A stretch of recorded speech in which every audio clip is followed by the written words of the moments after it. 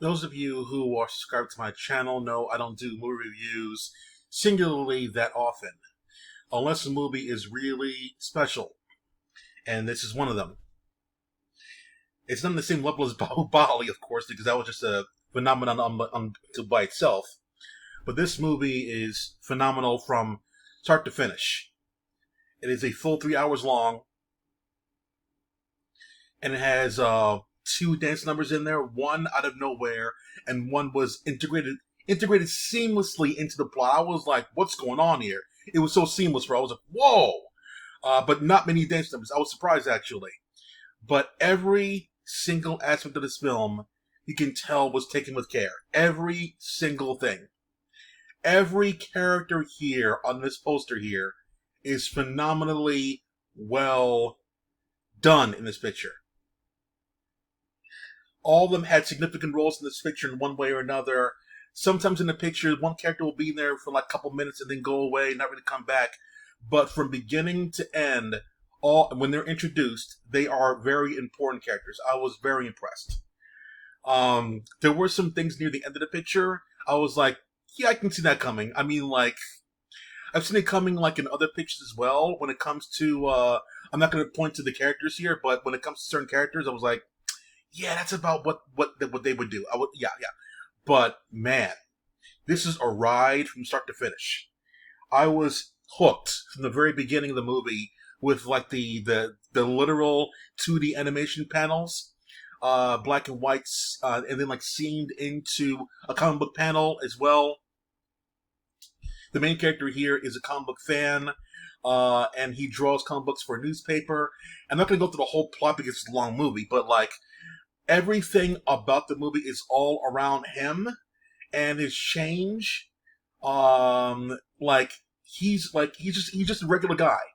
That's what I like about the picture. He's a regular guy, like Peter Parker per se. He's a regular guy there who kind of gets bullied every now and then, who doesn't really stick up for anything. He's a coward in some sense.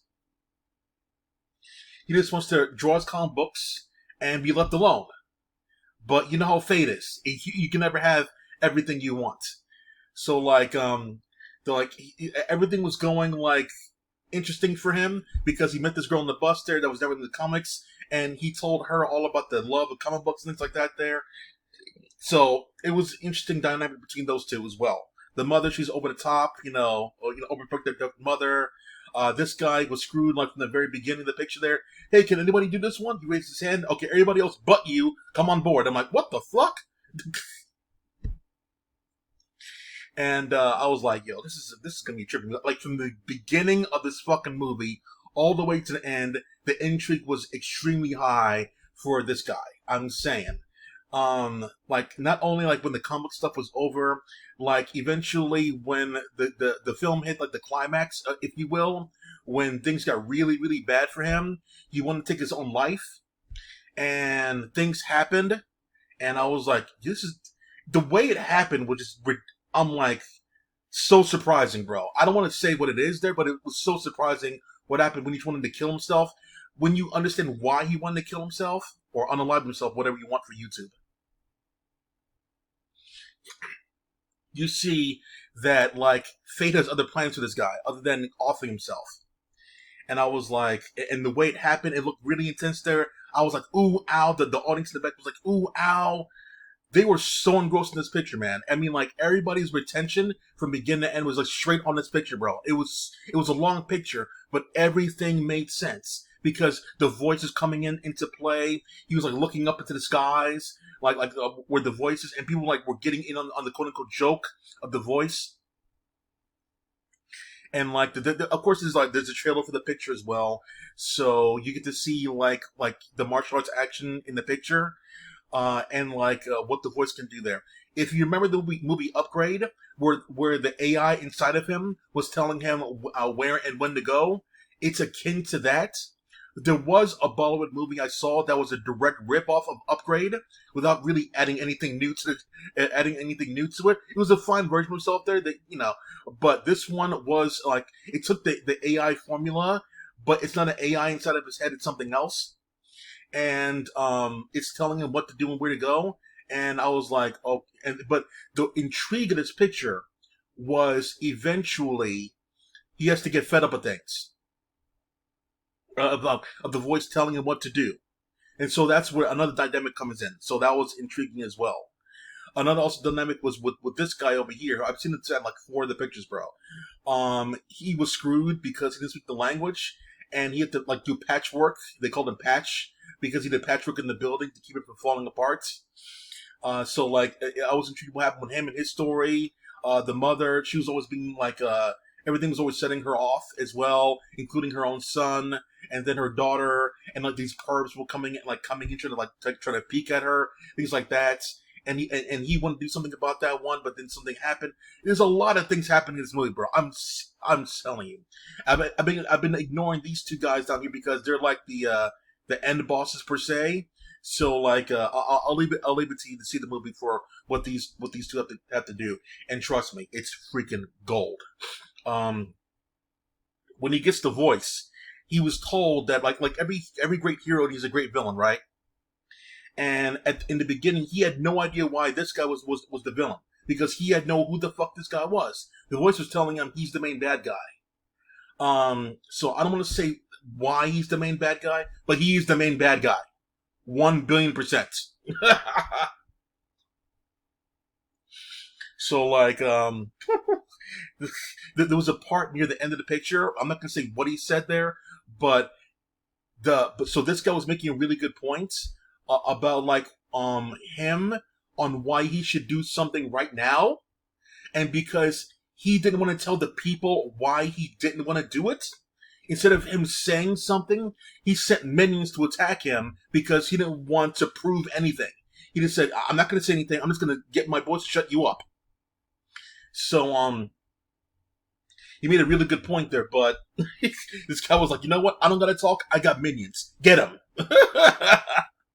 So that was a really good point on like how politics actually works, and he was abusing his power left and right there. I'm not gonna say anything. You are nobody, and I'm a politician. You answer to me. He's really salt of the earth bad guy. Think Jafar. He's that level. He's that dude. He is literally Jafar, bro. He is a complete and utter snake, bro. He like he's nice to the people, only to get their supports, but he does not give 2 shits about them, bro. And this guy over here, I'll leave it to you. What happens? I'll leave it to you, bro. So but like yeah, 100%. This was well worth the time and effort there.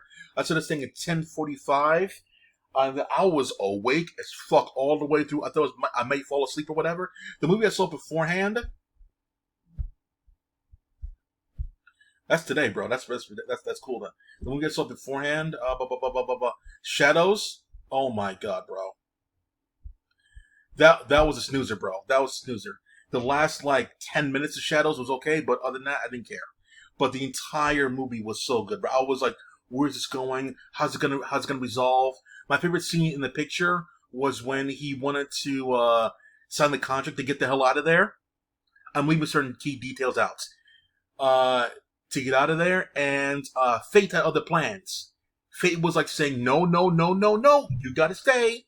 And then when he outsmarted Fate for a second to get out of there, Fate said, you know what there? That's cute.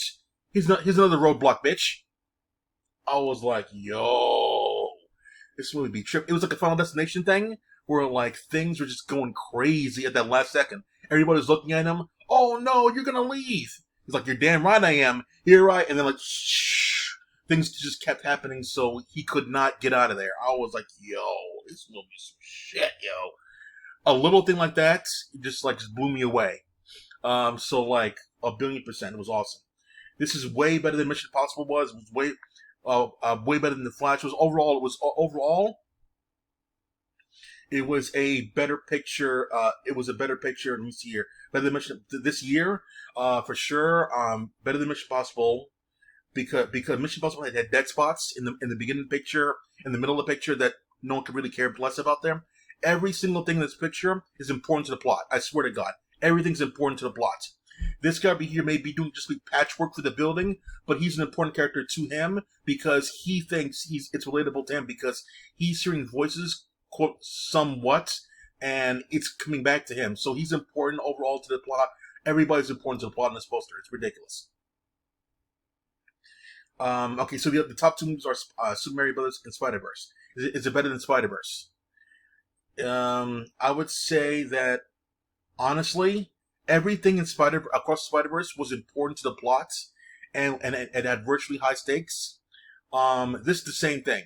There was a part in this movie in which there was a convenient plot left open. I'll put it that way, left open, for things to happen in a bad way, a canonical event per se, because things had to go bad for him to like twist everything, to make him like into a hero. There was a thing that could have like been easily prevented. I was like, why is that open, bro? And it was, and there it is. So like that was the only part I was like saying that's kind of weird. If the guy if the like, doors like kind of creaked open, or if like the guy like, she left the keys in the door, because that happens. Someone leaves their key in the door, but that didn't happen. The door just wide open. The guy was like, oh, okay, time to go in there. Oh, she's taking a shower or a bath or whatever. I'm gonna go in now, and that set things off because she didn't close the door for some reason. Weird. She wasn't airing anything out there. The door was just open. That was weird. So like in Across the Spider-Verse, there the main bad guy, I think Miguel O'Hara, tells Miles Morales about the day, time, location, yada yada yada of the dad's death. If he just opened his fucking mouth there, this shit wouldn't happen. Things like that. So, well, that was the only part. Everything else, the movie was cool. So Across Spider-Verse and this one, same excellent level of storytelling. So I'll give them both a tie in my book when it comes to excellent storytelling. There is no part two of this movie. It's all trust me, it's a fully contained story, fully contained. So like you get your money's worth with this picture. They're both the same length, 2 hours 45 minutes. But this one is a fully contained story from beginning to end. Definitely. I was feeling everything in this picture. I was feeling every fucking thing. Great hero, per se, because he's not a perfect hero. He gets things done by accidents, pretty much accidents. And this guy, pure evil of the earth, pure unadulterated evil. Like think the guy from Fast X. Yeah, think that guy. He will use his people around him to get what he wants. And there was some incident later on in the picture when someone had to go for a swim. I'll put it that way. And when they came out of there, I was like, holy shit. There's a lot of cool things in this picture, bro. I mean, like, I can't even say the whole thing. Dodge left, dodge right, duck now. Okay, grab that. I'm like, oh, damn. Fun. I'm telling you, bro. You have no idea. So, see this picture if you can. Let me know what you think in the comments, but that's it for now. Clack off.